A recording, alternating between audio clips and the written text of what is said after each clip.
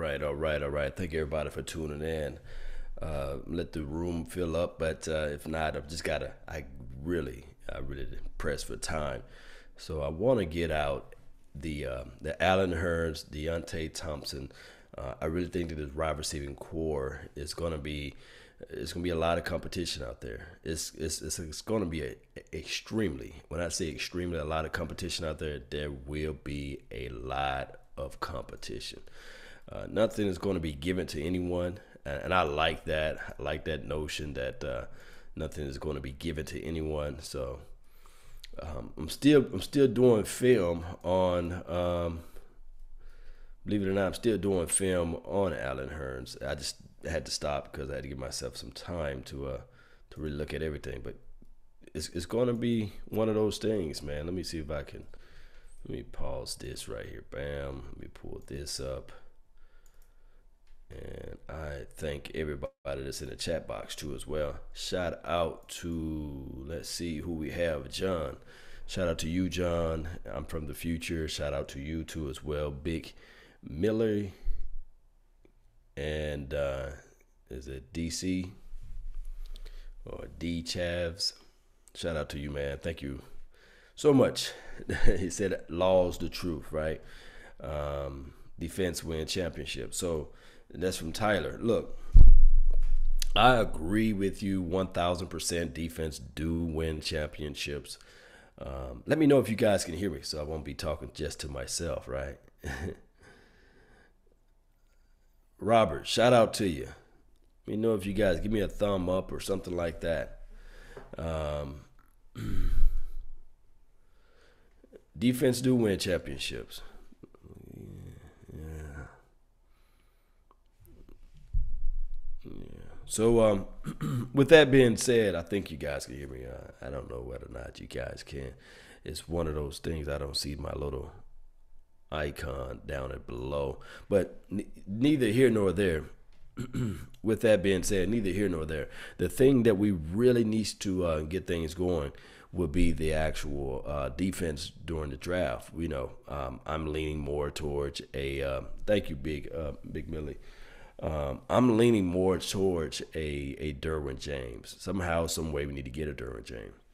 But what I was looking at when, appreciate it, Jason. What I was looking at when I was doing some film on Allen Hurns, they flexed this guy to the inside, and I wanted to stop some people by saying that his stats.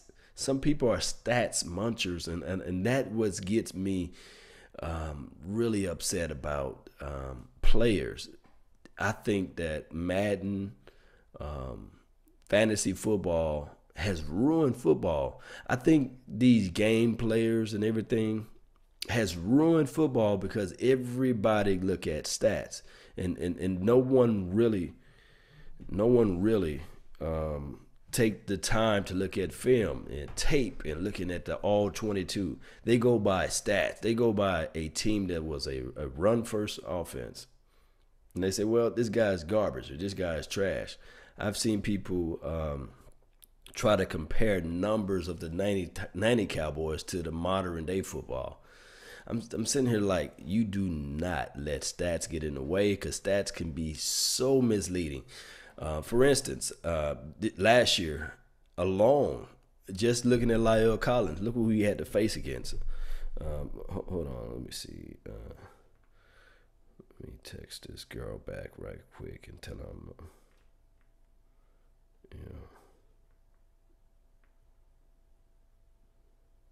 let me see what's up. So, with that being said, it's just one of those things where, and it's hard to do video live when you have so many people that reach out and touch you, So I got phone calls out of the galore. But neither here nor there. My thing is with stats, and let me just break this down right quick because I don't really want to get too much off the topic. But the thing is, people say, well, La'el Collins, he had 55 pressures on his right side. Look, did you guys know how many guys that La'el Collins had to face last year? And that's the thing, We look at stats, we don't look at film, we don't look at tape. We get this fantasy points we get this fantasy reality, and that's what it is. We get fantasy football talk, and these guys get on air, get on radio, and they saying, well, such and such had this many catches, and this guy had this many drops, and this guy had this, but they never break down who was the guy that they was playing, what strength of schedule they had that year, or who was the actual quarterback throwing him the ball. It's so many things that have to come into a play. So when you just go by stats and number, I'm an analyst. I break down numbers all day. I can tell you, and I'm an economics major background, business administration and all this good stuff.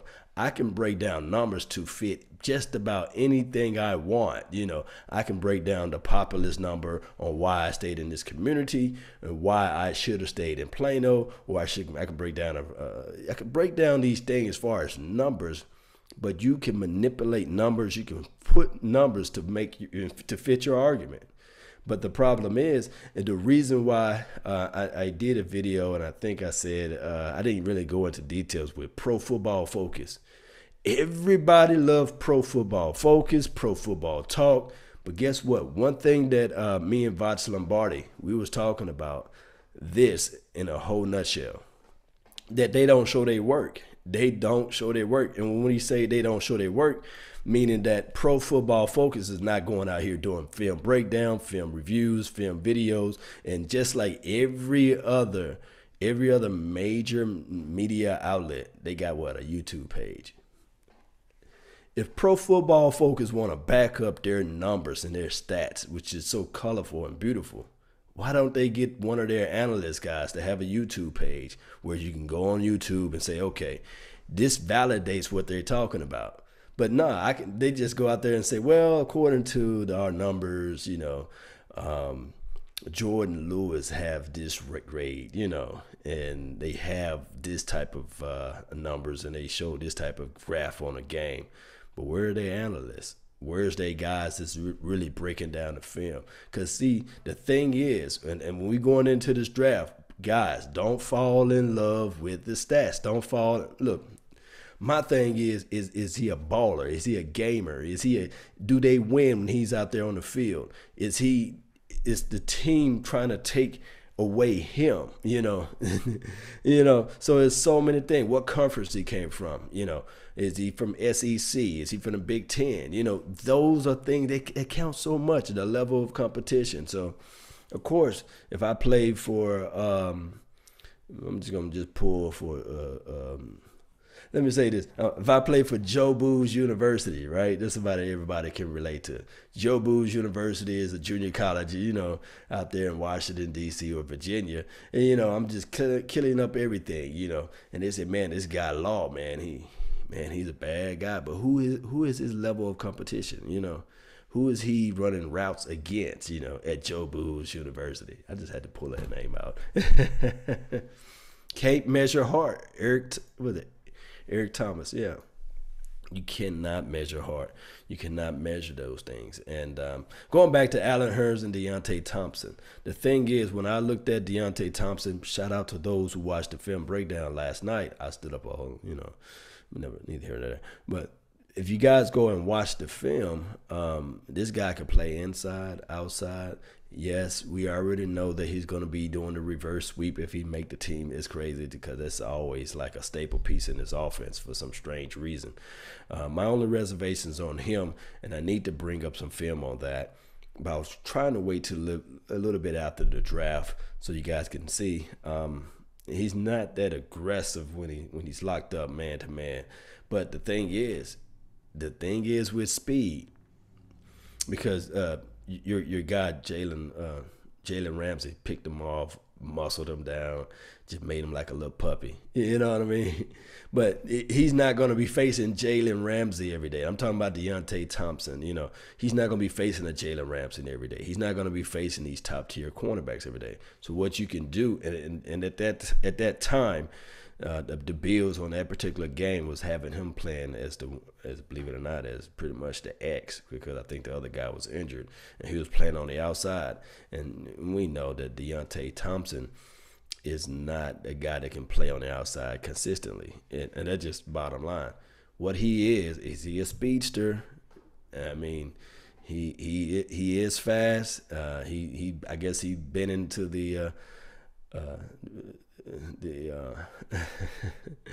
he been in the league for a second. He played for multiple teams. He's 29 years old, so he's not the youngest guy in the room. But the thing is, he got speed. He play on the outside, and when they shift him into the inside, he can really do his magic. He can squirt up the field,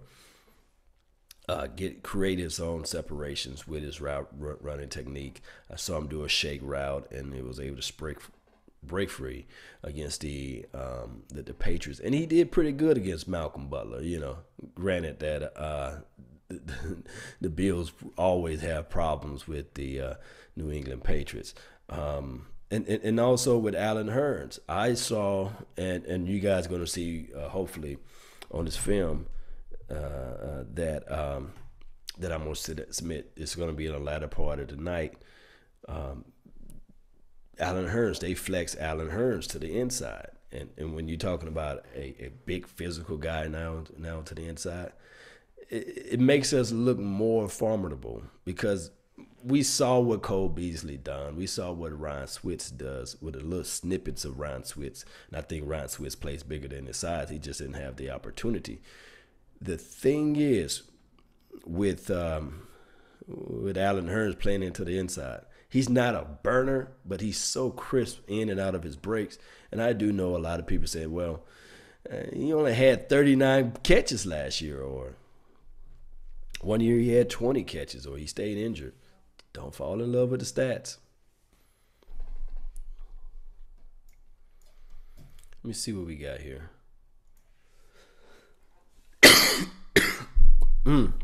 Still battling this sinus infection. But let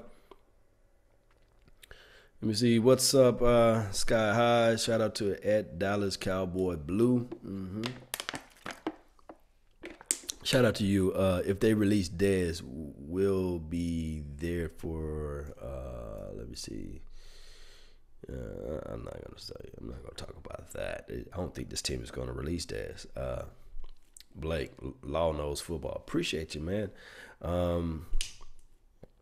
Adam, all players that stood up still playing for, except for Colin Kaepernick and Reed.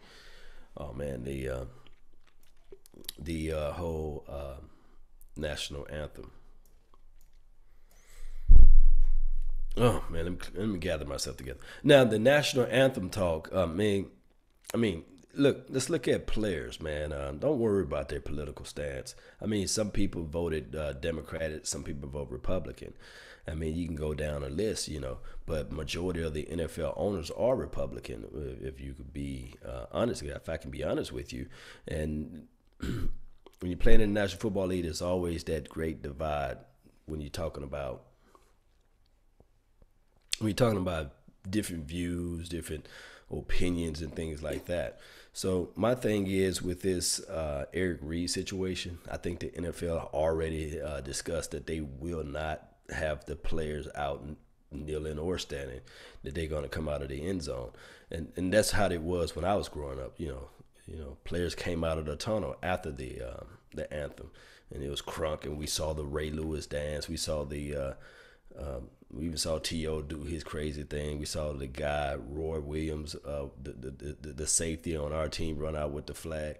So I hope, man, because this is a never-ending battle. It's always somebody that's going to say, well, I will never watch football because these guys took a knee, or I would never watch the Cowboys again because such and such did this and that, I mean, and then they be sitting back in the corner watching football. We know they still watching.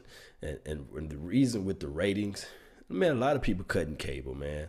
I mean, I figure out a way. I don't need HBO, Showtime anymore, man. You got a thing called Fire Stick that you can watch all those movies. So why in the hell should I pay Showtime, HBO, and Cinemax just so I can pay somebody all that money? I mean, people figuring out ways to craft things around. And that's why cutting the cable. That's why views are off. People go on YouTube to watch channels. People go on social media to watch football. It just so happened that, political views and people have different insights on things.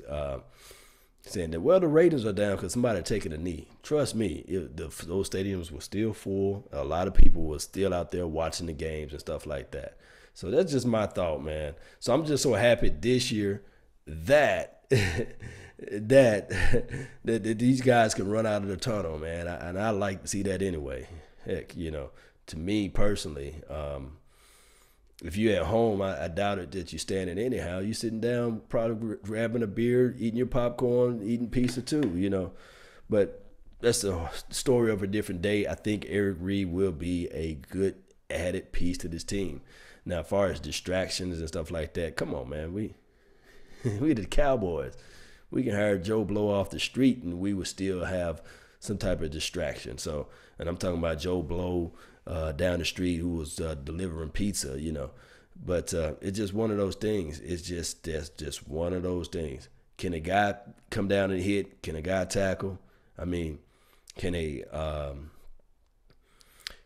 look here. Can a guy hit? Can he run routes? Can he catch the ball? That's what that's all I focus on, man. Hey, can he score a touchdown? Is he gonna dance when he score? I want to see him dance, And all the players, all the NFL players that's out there, if you want to take a knee, get out there and score a touchdown. Take a knee. I'll be more than happy to support you in any given cause of what you do. If you score a touchdown for my Cowboys, you can. God damn it, you can do a backward flip and pull your pants down. I don't care. Just get in the end zone and score a touchdown. That's me. That's my old school train of thought. Now, if you want to preach, if you want to be a reverend, if you want to feed the needy, if you want to have your own supporting calls and all that stuff, man, you got everybody granted 24 hours a day, and everybody has to do a media day. Everybody have to do a talk and all this stuff. There's a good platform for that there, But I wouldn't alienate a whole entire football team for my political views or for what my causes are, Hell, I don't like the color pink, but I wear it, But neither here nor there. Man, this offense, it's going to be on a whole new level, baby. Because now, let me see what we got. It's going to be on a whole new level, baby. Man, my phone just keep ringing, man. But look, shout out to the phone. Look at the phone. It's Cowboys Up Nation all day, baby. The reason why, let's be honest. The reason why I say this offense is going to be on a whole new level, even if you do have Dak just passing the subtle passes out there, you still have Ezekiel Elliott. You still have the Rico Gathers guy, that can step up this year and stretch the field vertically. And the reason why I'm saying this is that think of the packages now. If Rico Gathers can get his mind, if he can gather his mind together, that's going to be my thought. If Rico can gather his mind together and stretch this field vertically, because we know he can run block. I seen him block, but I don't know if he can understand the playbook to be in the game. For 12 to 15 snaps. But what I want Rico to do when we get down into the money zone, red zone, end zone, I want Rico on the field. Think about this. You step into a room. I don't know if anybody in here is 6'6", 6'5", 6'4", but if you 6'4", 6'5", you step into a room with Rico Gathers, what you gonna be doing? You're gonna be looking up, right? So that's mismatch. That's mixed matching when you put Rico Gathers out there. If you have a package where you put an Allen Hurns into the inside, I've seen Allen Hurns plays into the inside. That's what I'm going to do. I'm going to show you guys tonight, hopefully when I have some more time, to break down Allen Hurns.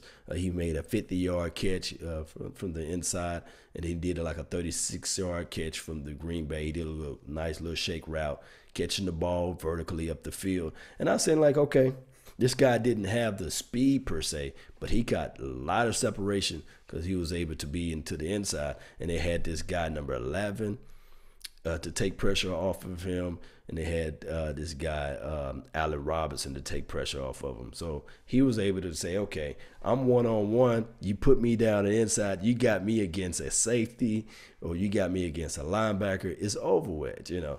And he wasn't, it was just shiftiness, you know. And I like that aspect of it. And that's going to elevate guys, you know. When you talk, let's just talk about defense. Just, man, my phone will never give up. I'm gonna give myself 5 more minutes to talk about this, and I'm gonna have to run. So let me see what time it is now. Okay, so let's talk about this right quick. What the heck is bracket coverage? And I know I'm everywhere on this stream, but hell, this impromptu. What is bracket coverage?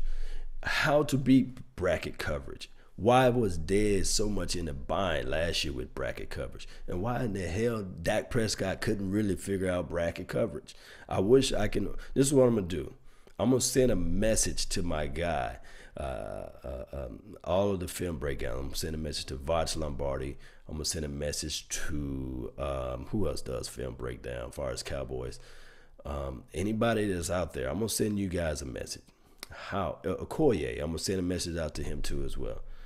Why was the bracket coverage such a kryptonite, or a pain in the you-know-what as it relates to Dak Prescott getting the ball over to Desmond Bryant? And this is the thing, the disguise portion of the bracket coverage. I mean, we really didn't have no threat of the run.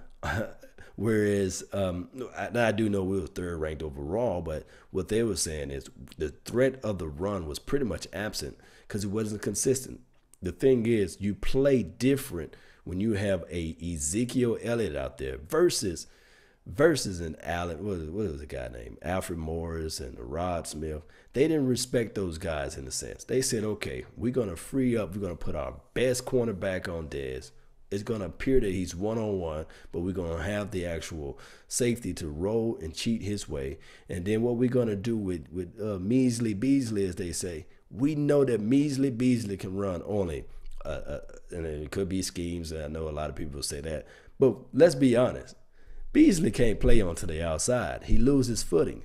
They start pressuring him and jamming him. And even if he does win the one-on-one, you can barely see him out there. Not saying that that's a hindrance, but when you're talking about the type of playbook, the type of plays that this offense calls, that's how you can roll coverage and bracket coverage, and it can create that the disguise look that Dak Prescott couldn't figure out all last year. And the majority of the time, he was running for his life on the left-hand side. It was just crazy. But my thing is, I wish I had the graph or the chart so I can show you guys. And this is not stats. This is just physically looking at the tape. When you have the bracket coverage on Dez, on that side of the field, they was able to squeeze and roll the pressure to the right side of the field. And with that being said, there was nobody, and I mean none of the receivers, that was out there eating when they should. Man, I mean to tell you that the only time that it worked, and I'm talking about absolutely worked, was against the Kansas City Chiefs. That's the only time. I've looked back at so much film. That was the only time that our number 2 receiver was just able to eat. And I'll take that back too as well. I'm sorry. The Arizona Cardinals game, Bryce Butler showed his you-know-what out because he had the one-on-one. And now you just can't dedicate a bracket coverage when you got a Allen Hurns, or if you have a Deonte Thompson who can stretch the field vertically. Even if you have a Rico Gathers who can stretch the field vertically too as well.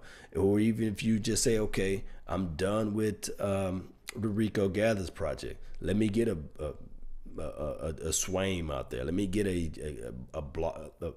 Jake Baldwin or Blairwin, or however you say this man's name, who can get the ball vertically up just a little bit to make the defense play honest. But this is the hidden figure too as well. You got Jameis Olawale now. We saw what he did on a few highlight snippets, but he's more of a finesse catcher too as well out of the backfield. Now, what that does when you're talking about a Jameis Olawale out there on the field at the same time, this is my thought last year too as well. If you had Ezekiel Elliott to come back sooner And Rod Smith was just, when the offense finally started trusting Rod Smith play, when you have a guy that can catch the ball out of the backfield, it makes that brackets coverage like, you know what? I cannot just dedicate my safety now. I cannot dedicate my linebacker over there to cheat on Dez Bryant's side. Now I have to pretty much play honest. When you're talking about playing honest, you can now flex roll out the Jameis Olawale. You can now flex and roll out the Rod Smith. You can have all these things in the mix now, and that spreads out everything. Because the reason being is, if you pass the ball out to the flats to a Jameis Olawale or a Rod Smith, and you have Ezekiel Elliott, you got the pro setup, you got Ezekiel Elliott and the fullback out there on the field at the same time. Now you can flex roll that linebacker. He's saying, oh well, if this guy get the edge, then the coach is going to be eating my you-know-what. So I got to really span out and flex myself over to that side of the field. And what that does, that creates more passing lanes. And I know I'm long-winded. It creates more passing lanes up the middle. It creates more one-on-ones with Dez Bryant without the safety cheating over the top. And it creates more, and I'm talking about more possibilities for you to do the reverse sweep, believe it or not. It creates a whole lot of things. And I just hope this offense can just click together, all together. Let me see what else we got. I'm going to answer some questions before I go. All right. No Dak Ninja. I'm missing you, Beasley. I miss you, Beasley. Beasley, I don't know. Jason Walker, shout out to you too as well. DJ Mel, shout out to you. Wiggle Bell, thank you for being into the house. Sandman 213. With the 10 picks in the draft, make some moves during. Let me see. During the draft. Yeah, we got 10 picks. We got to make some moves.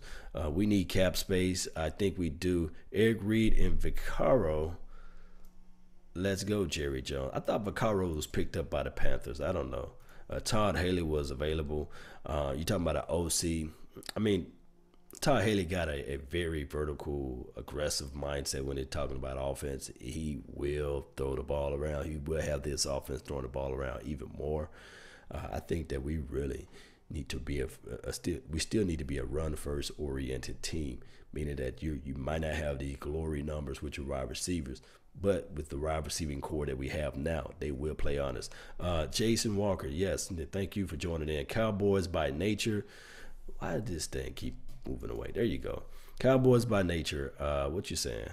Dallas Jerry drafted trade up the first round. Yeah, that would be possible. Daniel Lanier, what are your thoughts on Hernandez for the draft? If we get Hernandez, Ezekiel Elliott will be extremely happy. Dak Prescott will be extremely happy. Some of the it'll just be nice, man. But I'm still leaning towards defense. Defense win championships. Now Hernandez will win us some games, by having a solidified up front four, but defense win championships. And I think that we probably can find somebody during this offseason. If we focus on that, find a left guard and find a backup swing tackle, then we probably be in a better grace coming this upcoming season. But football is a war of attrition. We need everybody to stay healthy. And continuity is everything too as well. I want Lyle Collins to play his second year as right tackle out there. This is not his second year collectively, but I want him to play his second year as a right tackle. I want him out there. I really think that he was coming along pretty well. Kenny V is still a free agent. Okay. You know what, DJ Mel, thank you for the information. I think that if Kenny V is still a free agent out here after the draft, after the teams that made their moves, the thing is, I really thinking that the reason why Dallas have yet to sign a prominent defensive guy like that is because they're waiting for this after the draft. We do know that there's always a surprise cut or release of a player after the draft. That's just the thing. That is just how it goes. When you draft a player, especially if you get a player you like, you'll see that this veteran is released and that veteran is released, or this surprise player is released because of scheme and because of fit and stuff like that. And they might be waiting for that second wave of the free agency. And plus, you can get a guy for a little cheaper because you can say, well, you wasn't really, that demanding. So every day that Vaccaro is on the market, his numbers are dropping. You know, his price tag is dropping. It's like a house being out there on the market. You know, sometimes people, when they try to sell their house, they saying, okay, I'm trying to sell it within 30 days because I know that's the max amount of money that I can get for my house. But when your house been out there for a year and it's just sitting out there on the market, then sometimes you probably had to take it for a loss and take it at fair market, below fair market value, you know, or just say, hey, you know what? I'm going to just take this for sale sign off and make some more updates and then put it back on the market next year. And I said all that to say this about Earl Thomas. Earl Thomas trade may happen when it's getting towards the draft. When it's getting towards the draft, deadline makes deals, and Seattle Seahawks may not get the guy that they want, or they might get the guy that they want, and they say, well, you know what, I could part ways with Earl Thomas right now. Something is better than nothing, because I know for sure next year he will be a free agent and he's going to walk to the team that he wants to be on. So why not just get something from him, whether it be a third or whether it be a fourth round pick. And guys, close your eyes. Can you imagine Earl Thomas on his defense? Oh my God. Ooh. Can you imagine that? And then Kayvon Frazier filling up everything. Man, it will be nice. The Real Bishop, man, shout out. The Real Bishop Kane. Law Nation, what should the first and third picks be? What should the first and third picks be? Are you telling me what should the picks be from 1 through 3? I think, you know, even through, I can't even talk today, even through the acquisitions of the free agencies that we picked up, the third round draft pick, that should be where we squeeze out a wide receiver. If it's a wide receiver high on our board, we should get a wide receiver. The first two picks, first pick, I'm leaning towards defense. I mean, if there's a way to trade up and get a Derwin James, go do that. If there's a way to get a Tremont Edmonds, do that. Or you know, the other guy played for Georgia. You know, do that. You know,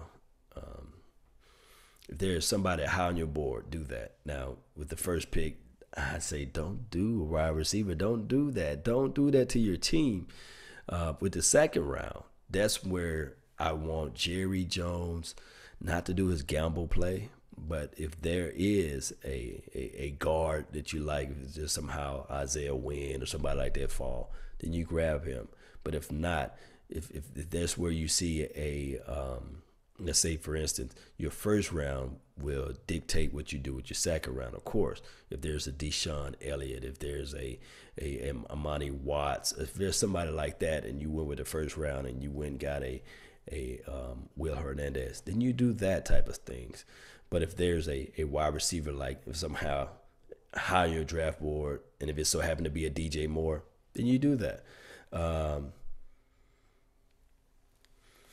So that's all the time I have for today. I really got to call the wife back. I know she called several times, and she said that's okay. But you know how ladies do. They say, that's okay, do your thing. And then all of a sudden you say, boy, you sitting there doing this stream. We supposed to be going somewhere. We'd be somewhere downtown Dallas looking at some things. And this sort of thing. Say prime time. Get Michael Gallup. I mean, the thing is, you know, it's one of those things, you know, even with the guys we got now, it's a lot of competition that's going to be in this draft. But that's all the time. It's a lot of competition that's going to be in this wide receiving core. Nothing should be given to anyone. Everybody have to fight for their position.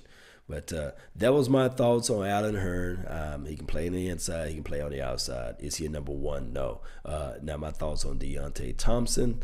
He can play pretty much everywhere out on the field. He's fast. He's a student of the game as far as the playbook. He is quick.